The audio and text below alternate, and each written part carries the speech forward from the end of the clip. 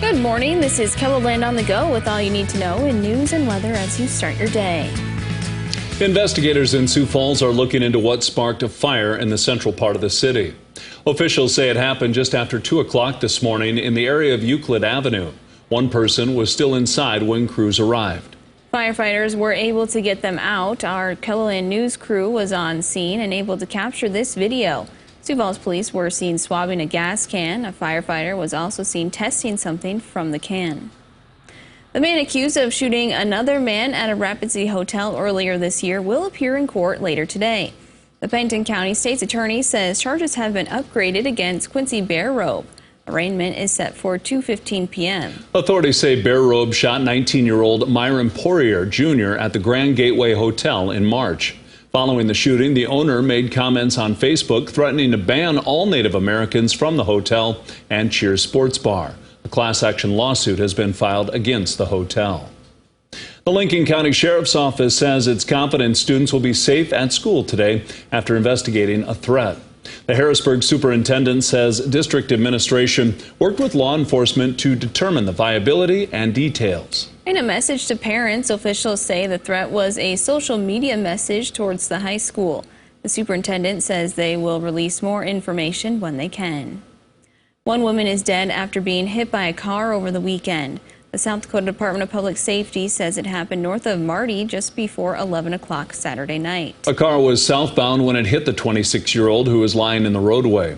She was pronounced dead at the scene. The 59-year-old driver was not hurt. South Dakota's Highway Patrol is investigating the crash. Now let's get a check of our forecast with meteorologist Scott Munt. Good morning, Scott. Good morning, everybody. We are looking at a nice fall day. Temperatures in the 60s and 70s for afternoon highs. Winds will pick up as we go through the day. Eastern KELOLAND from the northwest around 15 to 25 miles per hour. Afternoon highs will hit the 60s, 70s, though Phillip may hit 81 today. More details on your forecast with Brian coming up. Thank you, Scott. Lake levels in southeastern South Dakota are the lowest they've been in decades. Boat ramps on some lakes, such as Beaver Lake near Humboldt, are completely out of the water due to the drought conditions. This means boaters need to use extra caution before putting their boats in the water. Be aware of the conditions before you go out.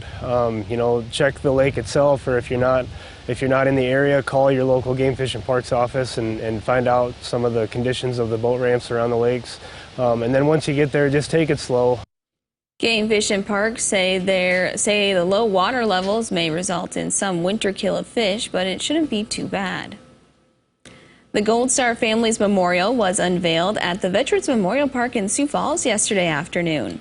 The memorial took 2 years to build and over $100,000 by 70 Gold Star families, businesses, and organizations here in South Dakota. The goal is to honor the 3,000 soldiers killed in action and the families they left behind. Gold Star family member Steve Wagner says the memorial honors soldiers and ensures they are never forgotten. Freedom's not free. There is a price, and although you don't like to be the ones that are in this situation, I'm very honored to be here. It's really been a heartwarming day. Steve's brother Greg Wagner served in the South Dakota National Guard and was killed in action in 2008. 12 runners made their way across South Dakota, 437 miles from Belfouche to Sioux Falls to help raise money for the Helpline Center. Sioux Falls Mayor Paul Tenhaken had the idea about a year ago and gathered a group for the inaugural run. They stopped in numerous communities along the way and heard stories from people and families personally affected by mental health struggles and suicide. If you can use your platform to say, hey, here's a topic that I think we need to talk about more in our state, I feel called to do that. And so that was why I wanted to reach out to this group and say, hey, would you join me in this effort? And so to me, I take that responsibility seriously. I'm glad we were able to highlight this cause in such a manner. I was in awe, honestly. That's something I couldn't do, is run 437 miles across the state, and that they were willing to make that sacrifice to run across the state and to raise awareness about suicide prevention and mental wellness. It was just incredible. The event raised over $120,000 for the Helpline Center, and CEO Janet Kidham says it is the single largest donation she has ever seen for the nonprofit. She says part of the money will be used to expand the Helpline Center's suicide survivor support services. And that's a look at some of our top stories. Now let's get one last look at your weather with meteorologist Brian Karstens. Brian? All right, weather today, quiet and mild. Our temperatures back to the 70s for several locations. The wind today, strongest into southwest Minnesota. We'll run about a 15 to 30 mile an hour wind in Sioux Falls, so not as breezy as yesterday.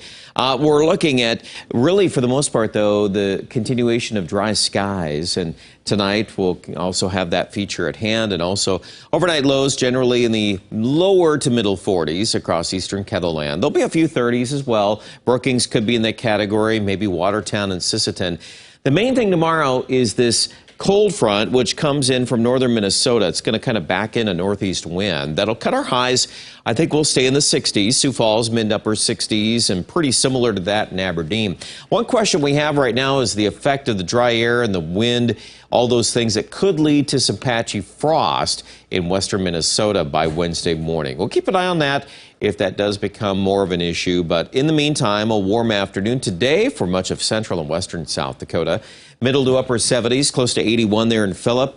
Forecast tonight, we're going to drop back into the 40s, and Sioux Falls at 44, Watertown 39, and tomorrow, low 70s, Rapid City, and same thing there in Pierre. Your 7-day forecast, really pretty quiet. 7-day outlook here. A lot of partly cloudy to mostly sunny days. Those 70s are likely all the way through day 7. Question we have right now is another system coming up by the end of the 7-day period out of the Rockies that could start to put some impacts of some rain chances, but a delay is probable given the fact of the hurricane activity in Florida. That's going to affect the whole jet stream and the downstream effects here into parts of the Midwest here and Northern Plains. Otherwise, Pierre, you're going to see a warm-up Thursday, Friday, lots of 80s, and we're thinking 2 80s at least into Rapid City through Thursday before that chance of rain by Friday. Check out more details on the weather online at KELOLAND.com.